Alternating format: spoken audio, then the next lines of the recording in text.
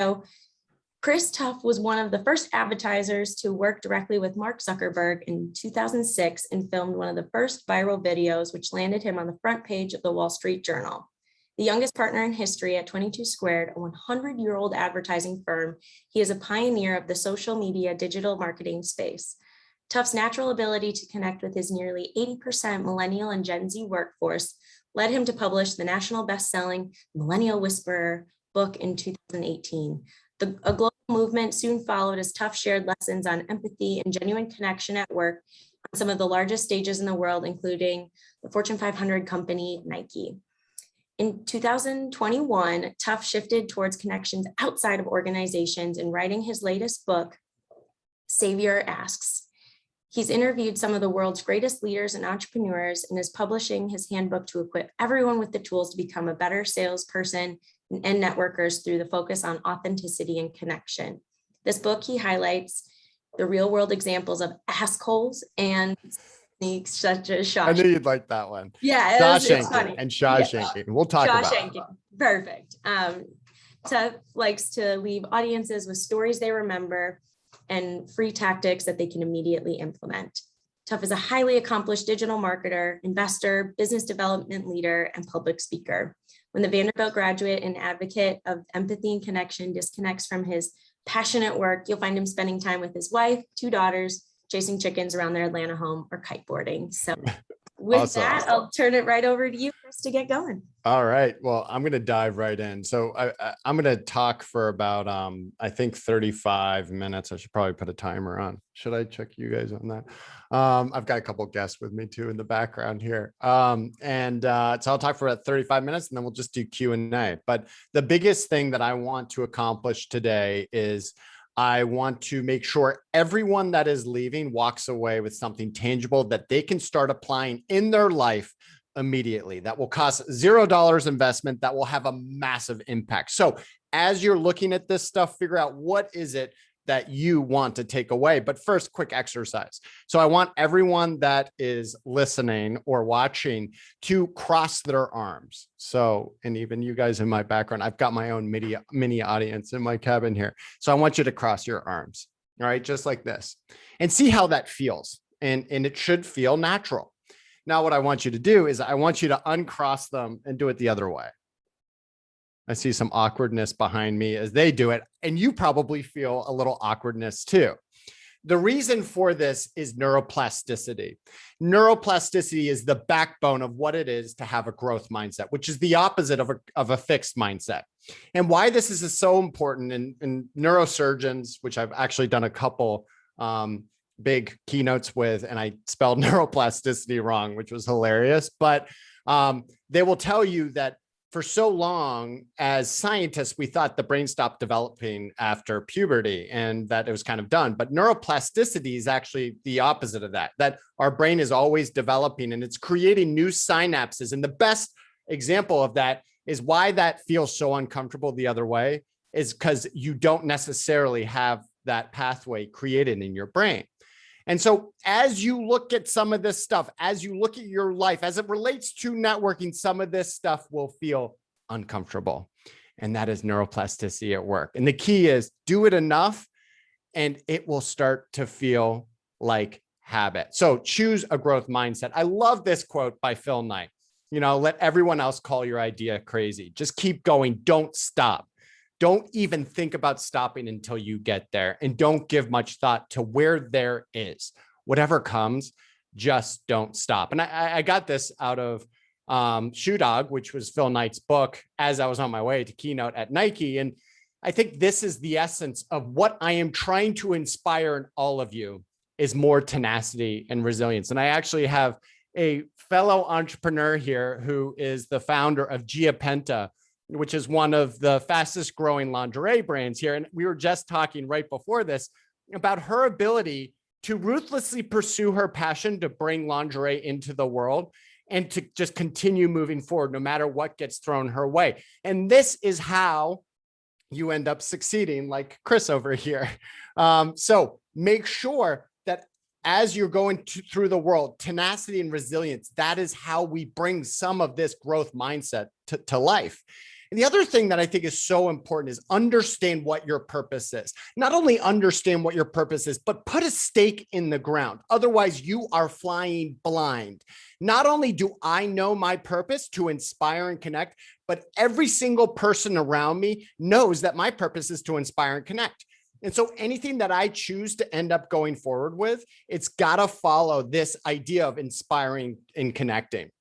And we'll talk more about ruthlessly pursuing our passions soon. But when I graduated from Vanderbilt, I had a huge ego. I was ready to take on the world. It was 2003. I went to Boston and I had 63 failed job interviews. All right. It was lucky 64 that I fell into this digital kind of new digital world of marketing.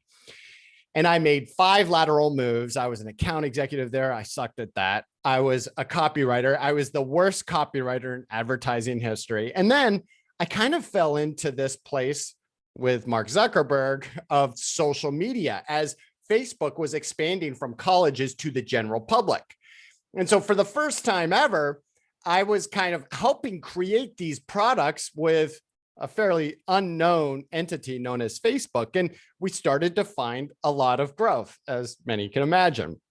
It was also, I found that was kind of my jam, right? Like this new world of this emerging media, like where word of mouth can actually scale. And so the owner of our company, we had grown, I was the 13th employee there, and we had grown to like 400 or 500. She said, Chris, if you can create a viral video, we're going to give you your own department all around this social media and emerging media place. And I was like, awesome, bring it on. What's a viral video? Because this was before YouTube. She goes, well, if you get 1 million views of a video, it's a viral video. And so I filmed, I was like, okay, perfect. 2 birds with 1 stone. I had been patiently courting my now wife. She said yes, for about 4 months. And I filmed my engagement running down the streets of Atlanta. And we were going down to one of my good friends, Justin Jones, who lives in Atlanta, his wedding. And I get a call after I posted the video to ChristopherTuff.com, because it was a scale of emotion the internet had never really seen before. Because I pretended to sprain my ankle and I popped the question. And then she kind of she went from laughing at me to crying. And, you know, the internet hadn't really seen that before. Once again, I was kind of pioneering in this space. And so I get a call from the server guy on our way to the airport saying I was getting 100,000 views every hour and it was doubling on the hour. And I said, let her rip, because you had to pay for bandwidth back then. It was before YouTube. And so by the end of that wedding weekend at my friend Justin Jones's wedding down in Florida, we had 7 million views. Good Morning America flew down, interviews for Good Morning America. And I even got my picture on the front page of the Wall Street Journal. And I use this as an example. When passion and your profession overlap, ridiculous things tend to happen. And this was my first taste of that ridiculousness happening. But what happened after that was I became a partner of the company that I've been at for 14 years, 22 squared.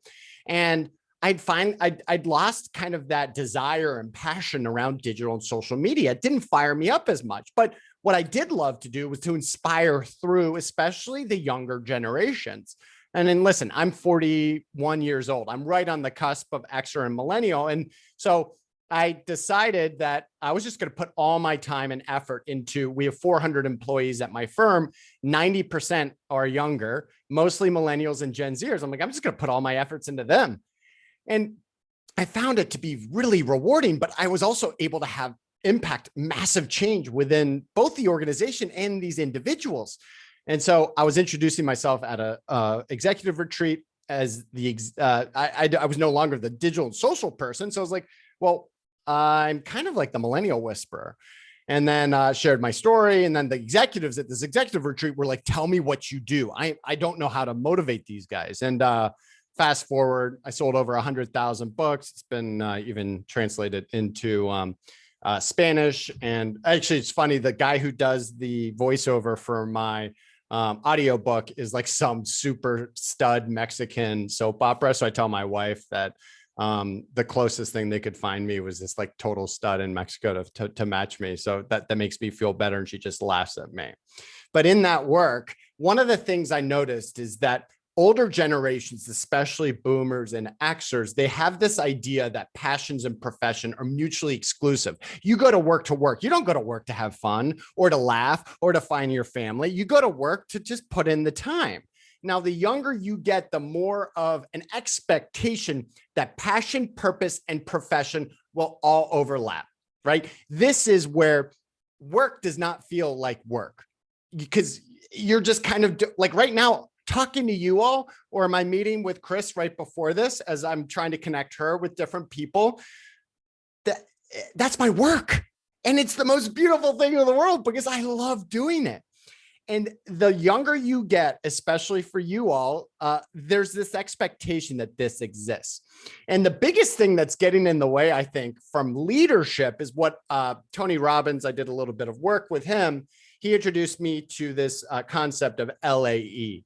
LAE is low ass energy. And so with whatever it is that you all are doing, make sure you bring high ass energy. And I tell this to leaders time and time again, you've got to be inspiring with this high ass energy. And so one of the big pieces is, so the pandemic hits my book. I was supposed to be on the main stage at Nike. And I get a call from the president of Nike, because I was supposed to be doing an engagement with her, sharing the stage, and Heidi O'Neill.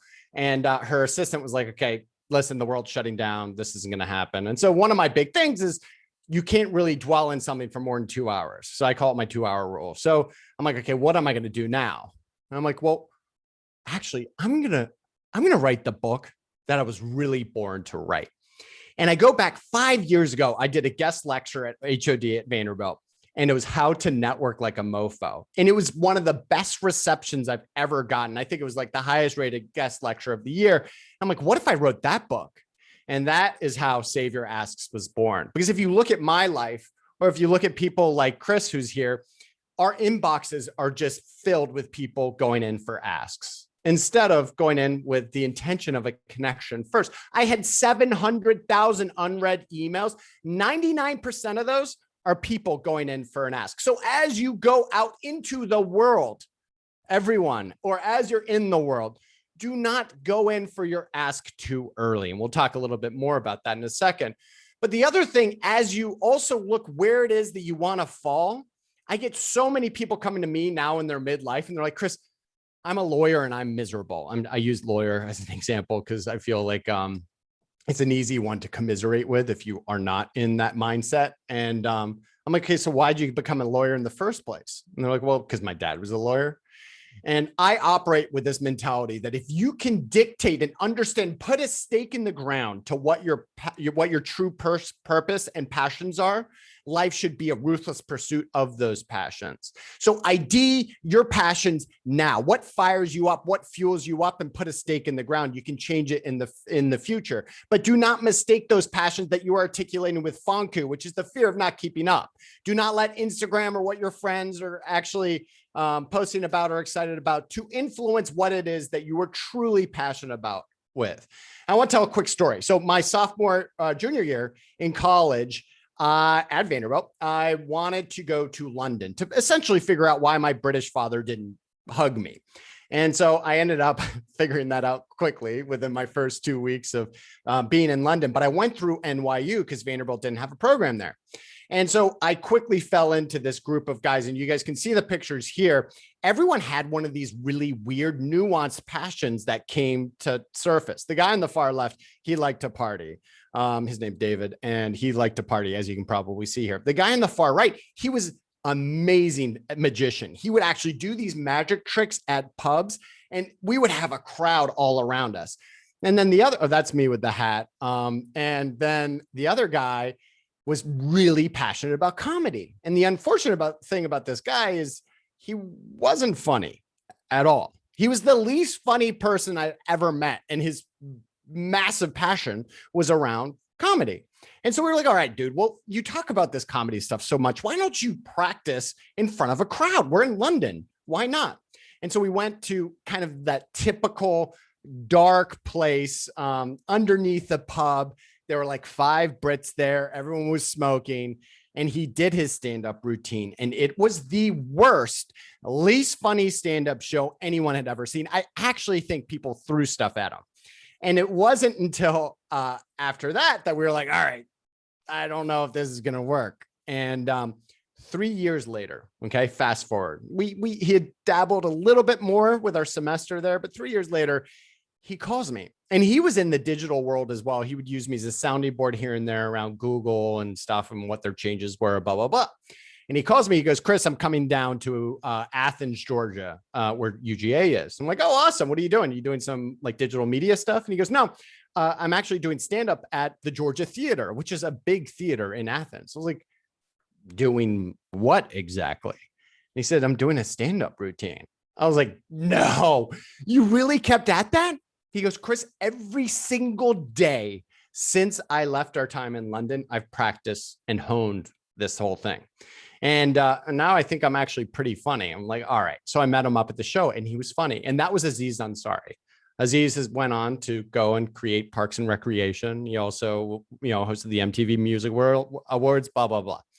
And if you talk about that, he was not born to be a comedian. I promise you that. But he ruthlessly pursued his passion and created a massive career behind it.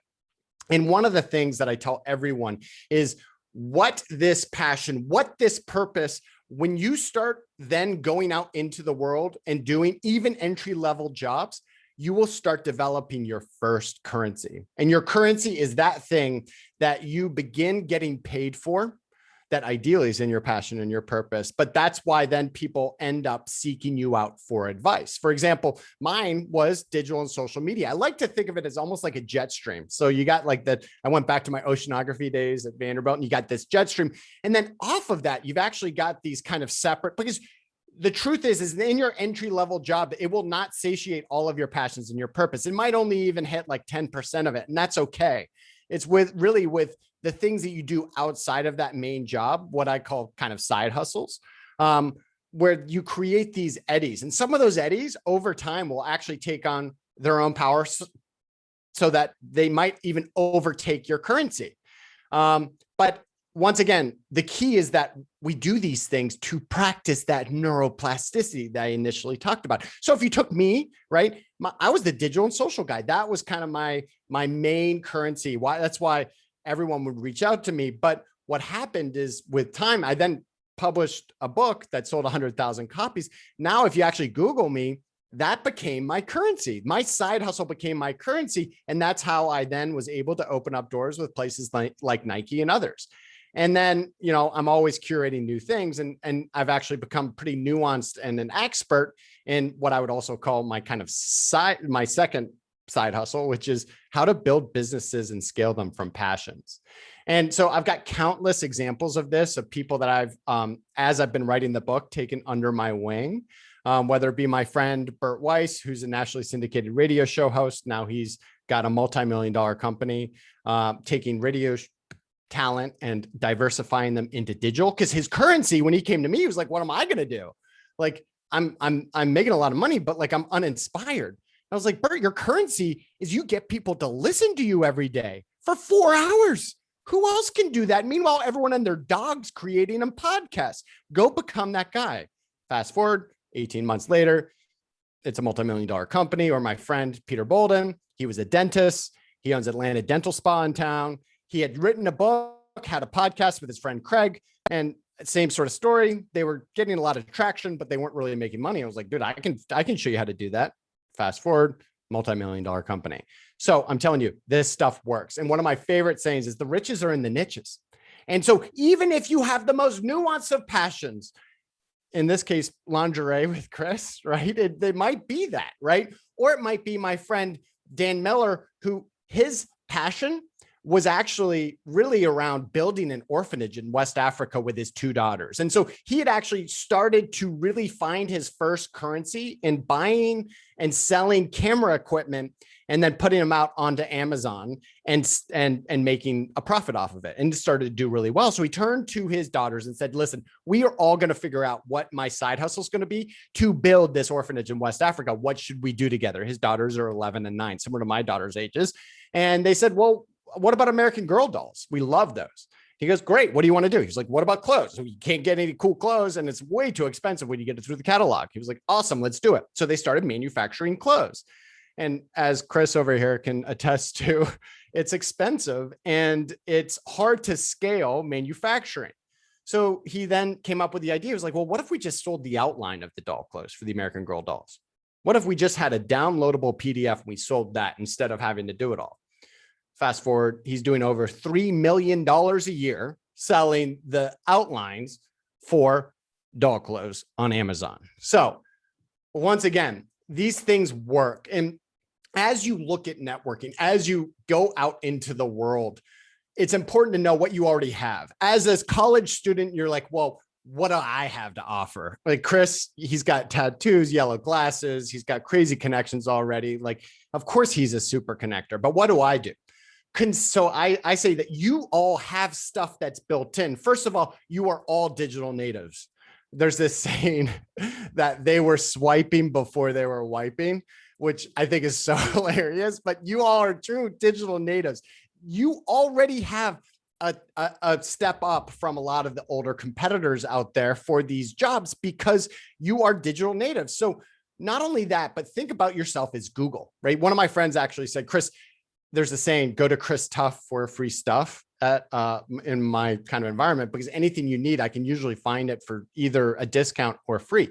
And so think of yourself, they were like, well, actually, you're kind of like Google. Like you're not really the expert on it. But if I needed to know an entrepreneur that's building a company around lingerie, to put me in touch with Chris. Or my tattoo artist, he needed a vinyl upholster company, Kiyoki, and he was all upset because he had spent all of his money creating this new tattoo shop. He went in for his final health inspection and they gave him the he didn't pass because all of his upholster on the 8 chairs he had was black, and you can't have it black in this one county in Georgia because you got to be able to see the blood in the ink.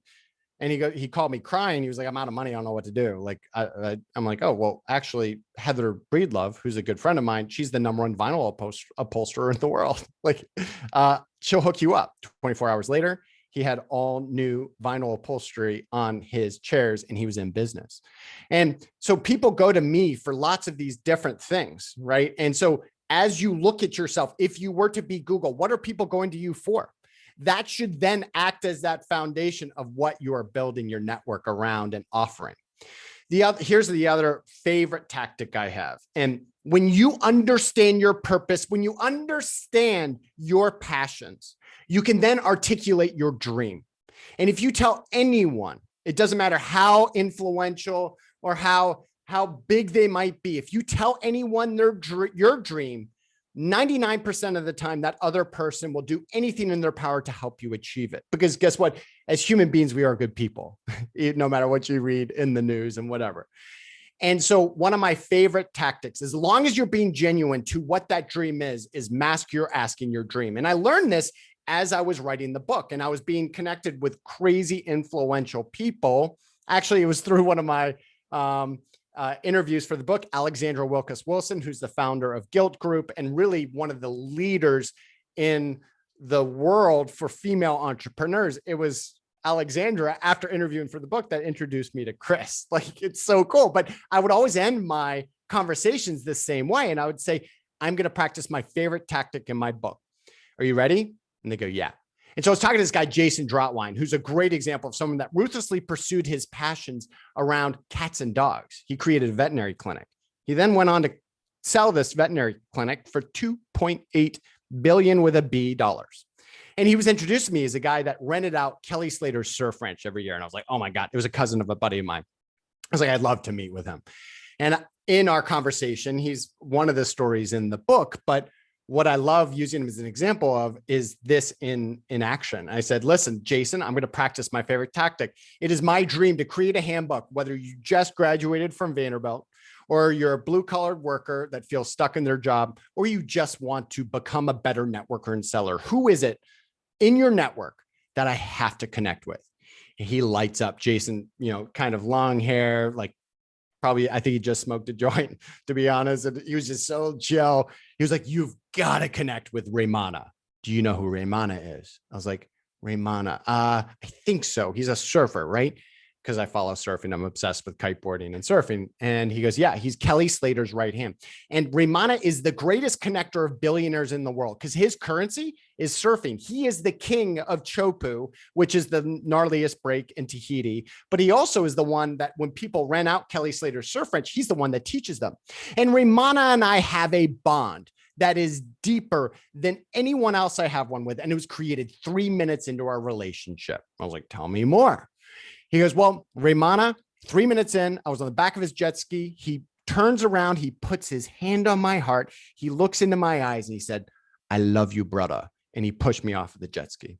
And since then, that was 9 years ago. We talk every single week via text. You've got to meet with him. I was like, bring it on.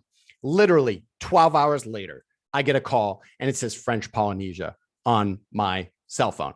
I'm like, oh my God, I think this is Raymana. I was like, Raymana, is this you? Brother man, Chris, hey, what's going on? I'm like, we got to get on FaceTime because I want to see this because it sounds like it looks like you're in Tahiti and I want to live vicariously. I'm stuck in my house right now. It's COVID, right? He's like, oh, sure. I was like, so Raymana, first of all, tell me about your day. I hear you're the greatest connector of billionaires in the world. Where have you been? He goes, oh, brother man, I just got off Sergey Brin's yacht and I was teaching his wife how to surf. And wonderful lady and crazy boat. I'm like, oh my God, this guy's totally legit. I was like, okay, well, tell me another thing before we get going. Tell me about Jason Trotwine and this bond you have. He told me a story that you put your hand on his heart, you looked into his eyes and you said, I love you, brother. Tell me about that. He goes, yes. Now don't tell Jason this, but I tell that to everyone when they're on the back of my jet ski. And I mean two things by it. One, I want you to take in this moment, forget about your life and big job and take it in. Two, this is a gnarly fucking wave and you might die. So I want the last thing you hear from me is I love you. And I was like, Raymana, that is the greatest thing I've ever heard. And I love that his ability to connect not only follows a currency, but he is truly focusing in on a connection first. And just sometimes God has a way of saying you're in the right place. You're doing the right thing. This book is what needs the world needs it. And 3 weeks later, I was kiteboarding in the middle of the Outer Banks. And it was at the end of a big day, me and my buddies, there was only literally 10 people at this one spot in the Outer Banks. And I hear Raymana on this dude's phone from 30 feet away. I was like, oh my God. I told my buddies, I was like, that's that guy, Raymana. He's the guy that, and I yell over. I was like, hey, is that Raymana? And this 60, probably mid 60 total, like surfer hippie that already made tons. You could tell he's like already made tons of money. He goes, Raymana, how do you know Raymana? And Raymana on his FaceTime goes, Chris, how do you know Charlie? I was like, I don't know Charlie, but Raymana, you are the preface of my new book. And you're my example of focusing in on connection first. And it was such an amazing thing that I was like, so in the here's Raymana and I love you, brother. But I use that as one of the examples of really focus your intentions as you go out in the world on less of the ask and more on that give, more on that connection. And I call it a race to the middle. And you will find that as you practice this, you will create and grow a muscle that you don't necessarily have. And race to the middle is how fast can you find that common passion point between you and that other person. Statistically speaking, it takes 3 common passion points before a true bond is created. But the first one is the most critical. So one of the things you can use tools before you do that. Before I met with Chris, what was the first thing I did after Alexandra introduced us? I went to Instagram. I saw some of the things that she was excited about. I saw some of the stuff that she was doing in her life. I saw that she lived in South Florida. I saw our common connection was this woman, Erica, who is her best friend. Like that was, I used tools. And then by the time that we got on the phone, I used that as my race to the middle. We were off to a fast start. And so use tools to your benefit to find that middle ground. The other thing I love to talk about is sometimes I take this to the extreme. And you can turn around almost any situation by finding that common passion point. You just got to take in those cues around you. And so I was actually on an Uber ride in Beaverton, Oregon, on my way to a really early speech at Nike headquarters. And so it was raining out. It was like 4:30. It was freezing. And the car pulled up, me and my buddy hop in, and I slammed the door, and I was like, whoa. And the Uber driver turns around at me. He goes, do not slam your door like that. And he just let loose. And my buddy whispers in my ear. He's like, dude, we've got 45 minutes with this guy. This is going to be a long ride. And all I did was whisper back, watch this. And I practiced a race to the middle. And I saw on his rear view mirror that he had Trinidad and Tobago on it. And then I listened and I heard steel drums. And I love Trinidadian steel drums.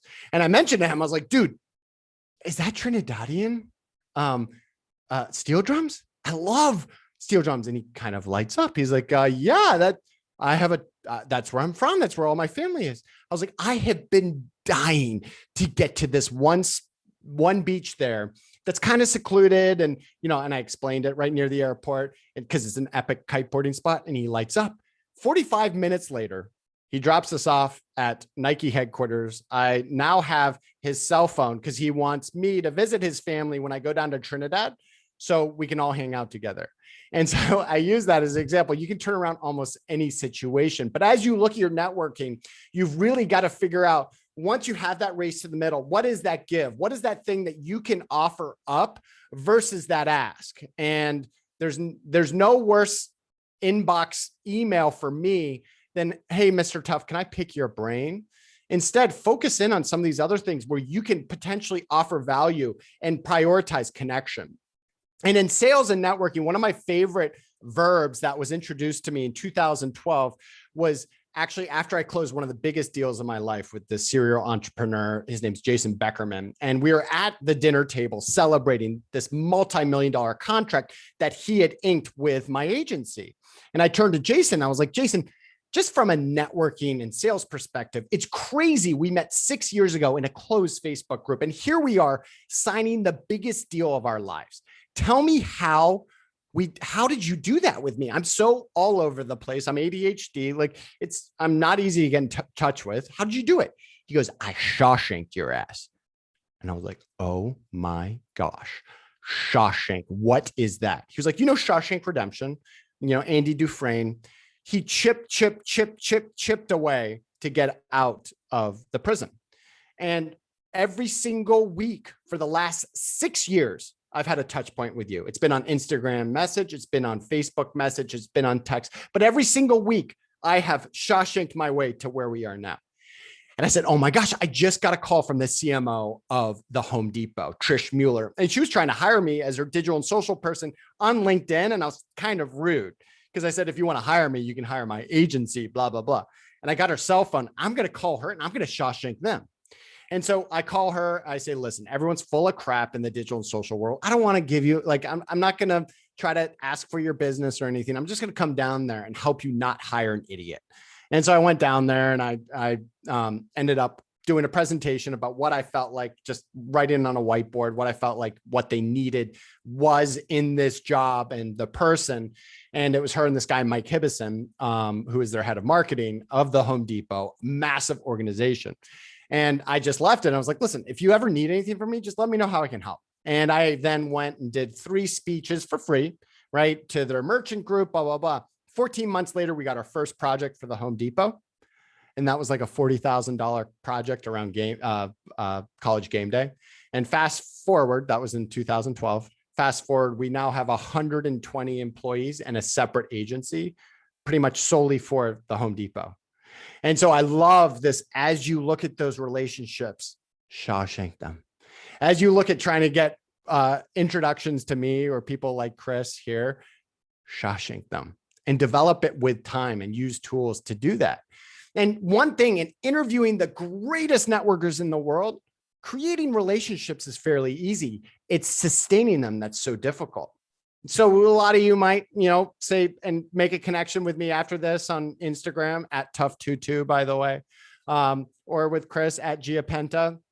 But how do you actually sustain it? It's sustaining relationship that is the most difficult. So I will challenge you, use social media to actually deepen that relationship. Shawshank your way through messages, through comments, even just on Instagram, not just LinkedIn. That's where you can actually break through.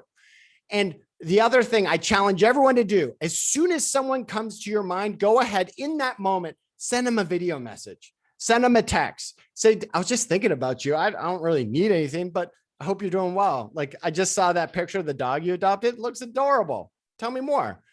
And I'm telling you that just by practicing this, you will find a much more successful ability to network. Gift giving is another one of those things. Anytime you go in for an interview, if someone does you a favor, write them a note, go do some research, find out what their favorite brands are, get them a gift card for Gia Penta if you know that that's their jam, whatever it is, right? Well, I mean, lingerie gift cards might be a little awkward if you are a guy. Would you agree with that, Chris? Yeah, she says yes. But go ahead, differentiate yourself with gift giving.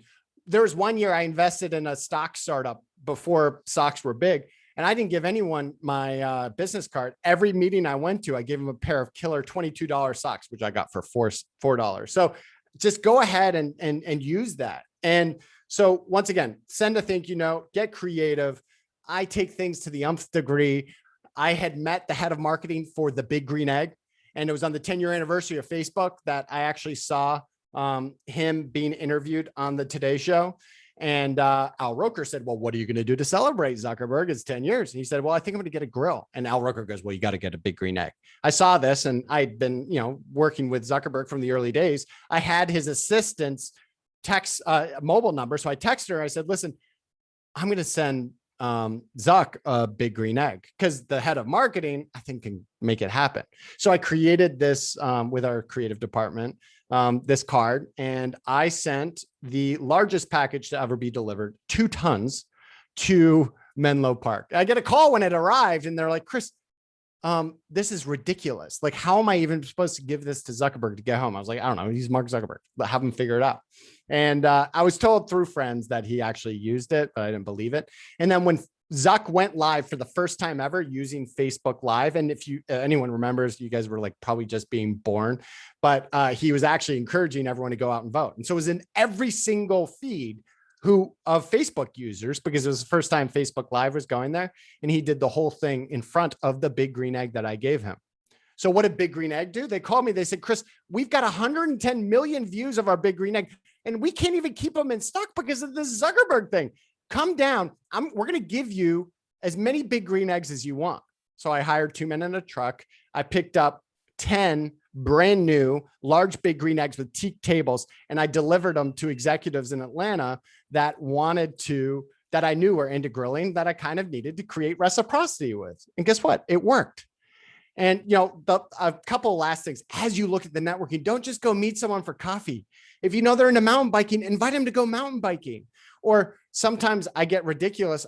We get tickets to the Masters every year. And when I'm trying to impress or create experiences, 3 years ago, we rented helicopters, and it wasn't ridiculously expensive, that much more expensive than the whole thing. You just got to go above and beyond, create some of these shared experiences. And Lydia Finette has one of the most, I think, important points as it relates to networking, which is confidence. And confidence is learned. It is a muscle that you need to be exercising every day. And Lydia talks about it. She is the head auctioneer of Christie's. And it was actually Lydia, when I masked my ass in my dream, that introduced me to Alexandra Wilkes Wilson, who then introduced me to Chris here. And she calls it the strike. And what the strike is, everywhere she goes, Lydia brings that front of the gavel. It's like just the round part of the gavel, and she strikes it 3 times. She calls it the strike. And that lays the foundation that she's going to go in there with confidence, but not only confidence, but also relatability. She's going to be a little bit funny. And so even if she's sitting at a round table at some awkward nonprofit, or if she's on stage sharing it with Ben Stiller, she always goes in with the strike. So remember, all of you got to have that confidence, go in with the strike, and then be different. Personal branding is critical. You'll see my bright yellow glasses. I have 4 pairs of bright yellow glasses. I have a bright yellow car. Actually, I traded in this car, and my new Bronco convertible is actually getting ready to have all of my tattoos along the side. Be memorable, be a little bit different. And also in your meetings, understand people remember stories. And so I love Jesse Cole, who's the owner of the Savannah Bananas. his whole thing is he wears yellow tuxes everywhere he goes. And he actually wrote an amazing book about personal branding. What's your yellow tux? But remember, people remember stories more than anything else. That's why I've told you all so many stories with tactics that can follow underneath it, because the last thing you need is another professor telling you a bunch of statistics and tactics, right? You're going to remember these things. One last thing, you'll see probably here. Well, oh, there we go. So this is my tattoo that I got live on the Burt Show, who's one of the largest radio show hosts in the nation.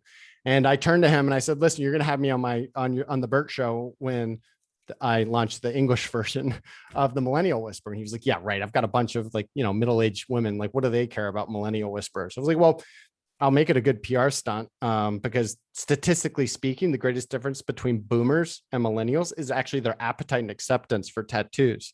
So I'll get a full sleeve tattoo all about the book while I talk about the book. He was like, it's on. So this is me. You can actually watch it on YouTube. It's a little embarrassing because I can hardly talk. Getting interviewed by Burt, talking about the book while I got the tattoo. And so no matter who you are, remember you're somewhere on this ask continuum. Asks come more easy to some than others. People pleasers like me.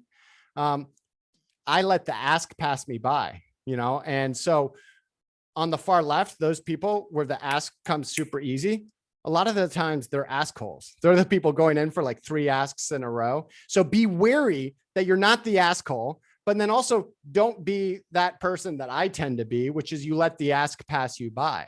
And so find those opportune moments to capitalize on it. And also beware of the empty ask. The empty ask is people pleasers like me will offer up something just to be liked. Like for example, I have a great relationship with Big Green Egg. I actually get 50% off as long as I go up to the retail center. And so in conversation, in my race to the middle, I'll ask, oh, so you grill? You grill? What do you grill on?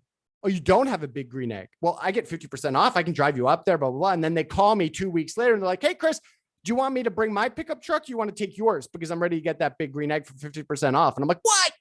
Why would I go out of my way to get you? I just met you 2 weeks ago. And it's because I set myself up for it. I went in with an empty ask. So be wary of that empty ask. And my last example is this guy who I love to talk about. And it's the guy that wanted to punch me in the face. And this was in April at a speech. And I could tell that this guy crossed arms, wanted to punch me in the face. And I approached him afterwards. I said, sir, I could tell that you wanted to punch me in the face. Can you tell me why? He was like, yeah, I did want to punch you in the face because everything you talk about goes against everything that I represent. And, but it makes sense. He goes, let's connect again on the phone. We connect that following Friday for an hour and a half. And I hate talking on the phone. And fast forward, that was in April. We have become best friends. It was actually him. There's another person in here, Jimmy. It was actually him and Jimmy that I gave my rough draft of the book to be fully edited by them because I trusted them. But he's also implemented a lot of the strategies in this book, and he is about to get a $2 billion budget for a very large Fortune 50 company to run with his passion at it, which I can't disclose because it's like legitimately working with the heads of government, et cetera. But he's implemented just in 6 months a lot of these strategies, and it's completely transformed his life. So I challenge you all, as you look at all this stuff, what are you going to do different? And don't just say, yeah, let's do this. I'm going to do this. I'm going to do this. By when are you going to implement some of these strategies? Because that is what will make you either successful or not successful, and have fun with it. If it feels too awkward, keep going and try new things. And if anyone wants to connect with me and SHAWSHANK, hit me up on Instagram at Tuff, TUFF22. That's probably the most effective place to do it. And with that, I will escape. And if there are questions, I'm like sweating because of my passion tirades here. I will stop my share and open up any questions. You guys can ask questions back there too, if you want. We had one that was sent in beforehand while we wait for some of the attendees to share some questions with us, if you want to answer that. Sure. In interesting, but I think a student really wants to get your take on what the future of cryptocurrencies will look like, and if that's something that you're leaning into or thinking about as well. So for my audience here, the question was cryptocurrencies and whether it's something I lean into. So everyone asks me this question, and the first thing I respond back with is I don't invest in cryptocurrency, I invest in myself. And so any money that I would invest in cryptocurrencies, I think I can have that same astronomical return by investing in myself and some of the companies that I help incubate or support. And so that to me is, I think, a critical piece. I think crypto is I think crypto, NFTs, and moving to ledger systems is the future of everything. And it's something I go down massive wormholes because I love learning new stuff, neuroplasticity. So I'm trying to learn more and more about it. But everything from ticketing to art to, I think, our financial backbone. I think everything will be moving towards it. But like, Bitcoin versus Ethereum, I can't say one way or the other, or whether or not either one of those will be the one that lasts. But I do think that it is a great place for you all to double down if that you're passionate about it, because there are and already are massive amounts of opportunity there. It's a little outside of the whole networking thing, I guess.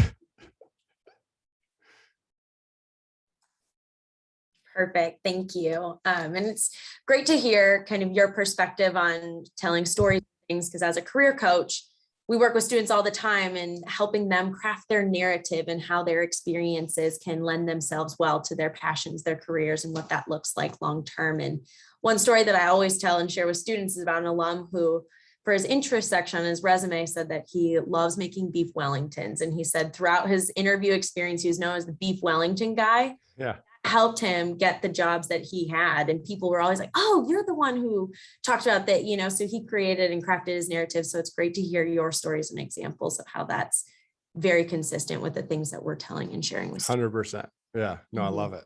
I love it. We just had one come in the chat. All right. There are a lot of pursuits that are vital but boring. How do I get someone to become passionate about something like ball bearings or saw blades, etc.?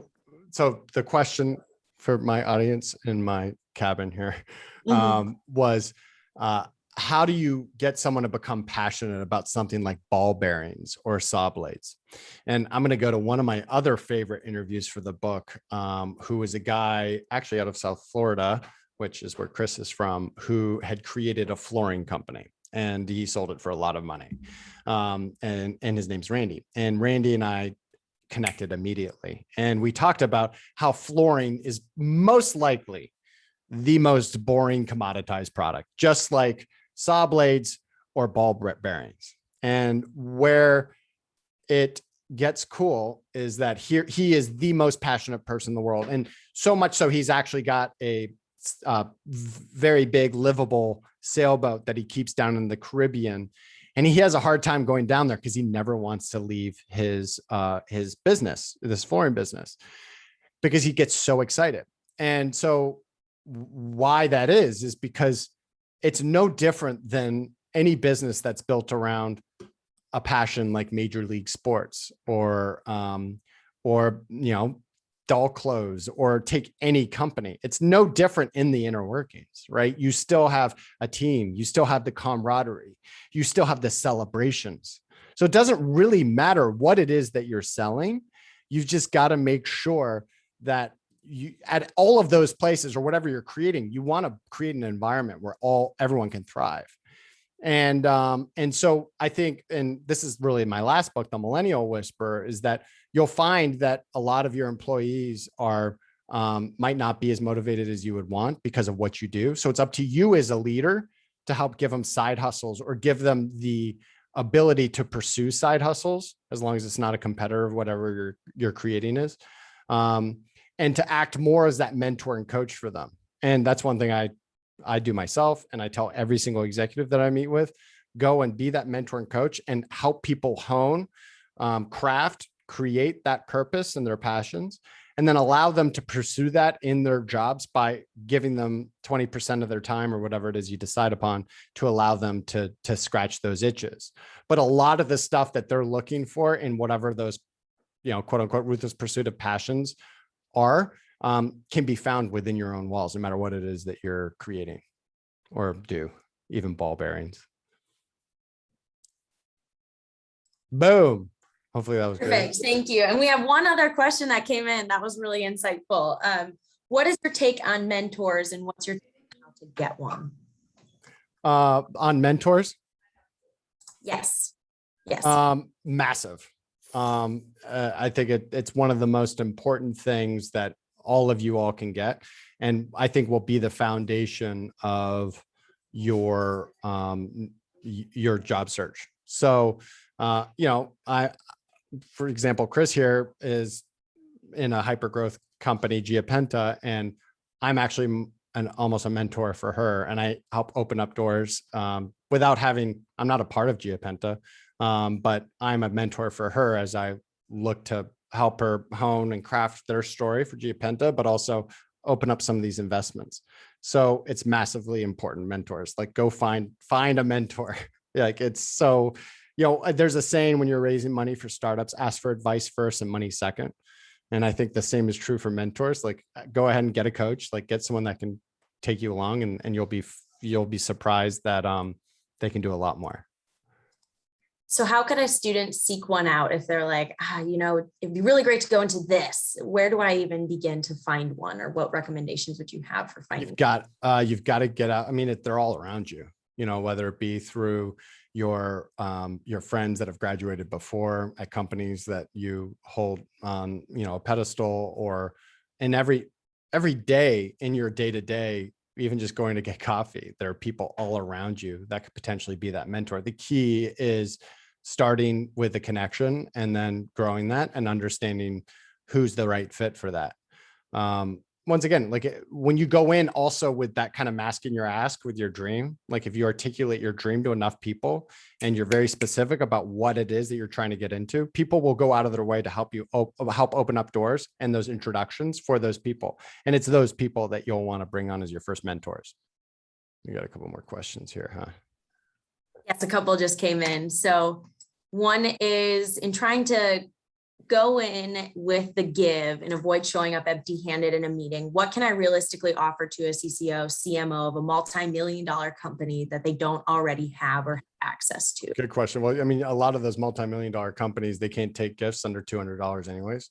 So don't think too tangible about the gifts themselves. Instead, think of it's the small stuff, right? And do your research in conversation, figure out what fires them up, and then find like a $2 thing to send them that's 10 times more sentimental. So if you find out that they, are obsessed with Sun Valley, Idaho, go find a vintage postcard and send your thank you note on from Sun Valley, Idaho, or, the postcard with Sun Valley on it. And send that as your thank you note. Like, just get creative. Don't think so literally. A lot of those people don't even want fancy gifts. They feel awkward taking it, and they can't take it legally. So get creative with it. So yeah. Perfect. Thank you. And last question that we have right now, and might only have time for one more potentially, is, do you have any particular advice for making those connections for those of us who may have a bit more introverted personality? Yeah. Find your favorite extrovert and partner up with them, especially for those larger kind of more public events.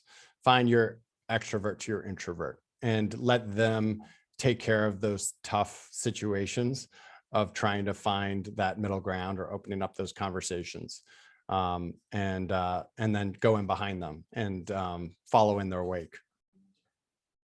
Find yourself an extrovert. Perfect. I think that's about all we have time for, unless there's maybe one more question that comes in the next couple seconds. Yeah. Thank you so much, Chris, for popping on today and sharing your great wisdom and insights with students. I know that I even learned some things, and will continue to use your stories as I'm working with students who are having questions about the networking brain. Totally. Creating their narrative. It works. I'm telling you. It does. Yeah. Mm-hmm. And you're evidence and testament to that. So that's right. Thank you so much again for joining us today. We really appreciate it. And if students want to get in touch with you, At Tuff22 on Tuff22. Instagram. Yep. Perfect. All right. Awesome. Well, thanks so much, Chris. And thanks Thank you. everyone. I will be adding a survey link in the chat really quickly. If anyone has any insights or things that they want to share, that would be lovely. Awesome. Great. Give me all A's, people. Awesome. Bye, everyone. Perfect. Thank you so much. Goodbye.